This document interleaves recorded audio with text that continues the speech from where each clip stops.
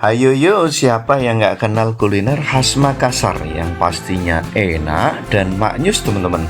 Menu kuliner Canto kali ini adalah kepiting hambur. Jadi kepiting dengan kualitas pilihan, kualitas siap ekspor, dengan tingkat kepadatan daging di atas 70%. Wah, keren sekali. Dan dengan saus spesial khas Juragan Dapur.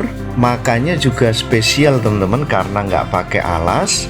Spesial dihambur di depan pelanggan tanpa menggunakan piring seperti ini ya. Jadi untuk paket kepiting hambur A ini dibanderol Rp250.000 untuk 4 orang. Selain kepiting hambur ada juga menu lain seperti palu mara, bebek paleko, kepiting, ikan bakar, dan juga bandeng tanpa duri. Gimana guys? Tertarik untuk mencoba?